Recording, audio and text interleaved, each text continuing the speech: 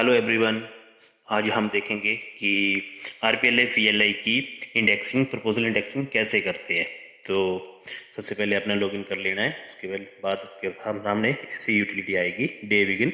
यहाँ से अपने डे बिगिन वगैरह कर सकते हो। तो मैंने यहाँ पे डे बिगिन कर देते ऑलरेडी बता रहा है कि डे बिगिन जो है वो हो चुका है। तो यहाँ से चलेंगे हम अब अपनी इंश्योरेंस साइड में आपने चलना है। यहाँ पे आपको इस तरह के आइकॉन दिखाई देंगे। सबसे फर्स्ट है प्रीमियम कलेक्शन, सेकंड में न्यू बिजनेस कोटा और थर्ड में प्रपोजल इंडेक्सिंग।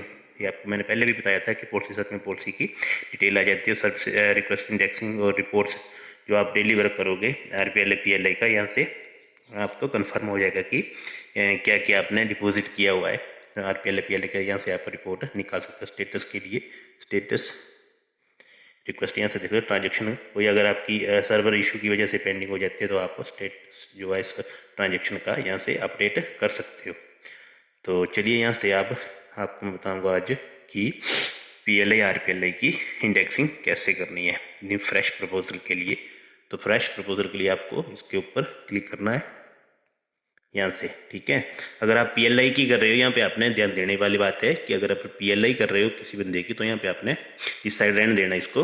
और अगर आरपीएलआई करनी है तो इसको ये इस साइड करना पड़ेगा आरपीएलआई के लिए। तो नीचे शो कर रहा है कि ग्राम संतोष, ठीक है।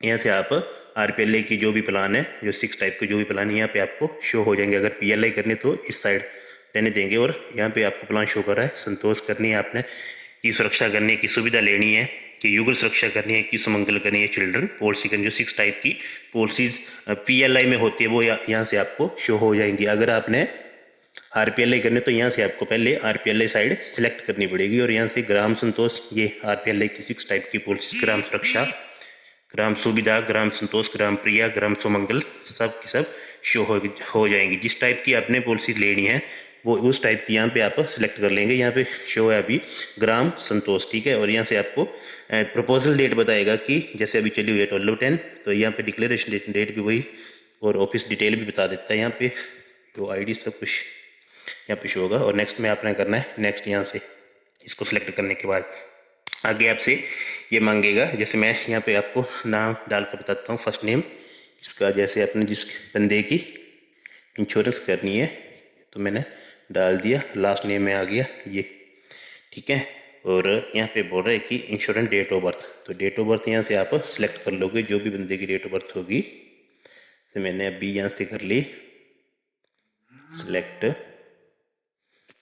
ये यहाँ से select date of birth, name आ गया, फर्स्ट नेम आ गया, लास्ट नेम आ गया और इंश्योरेंट डेट ऑफ बर्थ आपने सेलेक्ट कर लेनी। यहाँ से नीचे वाला ऑप्शन है कि मेल है बंदा की फीमेल। अगर मेल की कर रहे हो तो इस साइड ठीक है, अगर फीमेल की हो रही है तो इस साइड आप इसको कर लोगे पहले। और समशोर्ड यहाँ पे डालना है कि पॉलिसी जो है उस बंदे की कितने की कर रहे हो। समशोर्ड क्या है ना, 1 लाख है, 10 लाख है, कितना है। आरपीएलआई कर रही है तो मैक्सिमम आपको बताएगी 9 लाख तक, और पीएलआई कर रहे हैं तो 50 लाख तक चलेगी। तो उस हिसाब से आपने यहाँ पे डाल देना है।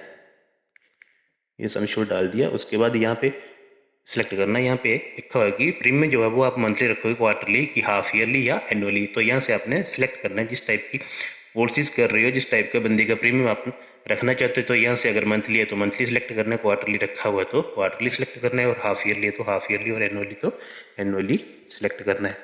इसके बाद आपको कुछ नहीं करना है। यहाँ पे लिखा है लास्ट में कि मेच्योरिटी उस बंदे की, जिस बंदे की आप पीएलआई आरपीएलआई कर रहे हो, फ्रेश प्रपोजल जो भी है, तो वो मेच्योरिटी किस एज तक लेगा। 35, 40 यहाँ से आपने सिलेक्ट कर लेनी है, 55, 58 या 60 तक। यहाँ से आप सिलेक्शन करने के बाद आपने क्या करना है, यहाँ पे कैलकुलेट के ऊपर क्लिक करने के बाद ये आपको ऐसा कुछ इंटरफेस आएगा आपके सामने।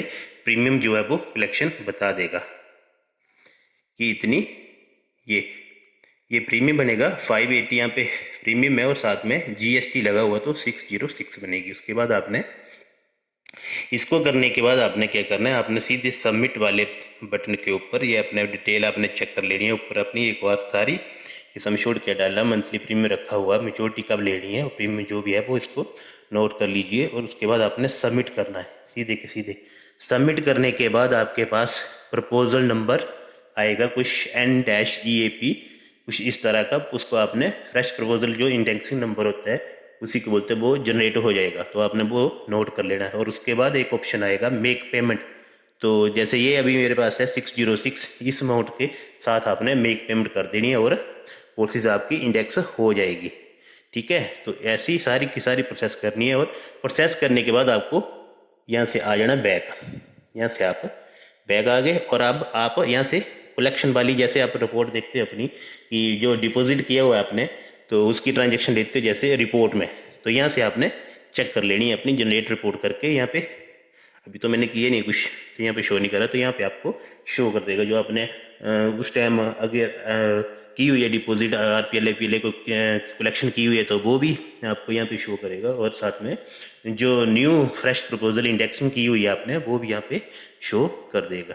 तो इस तरह आपने न्यू RPLA PLA की इंडेक्सिंग करनी है।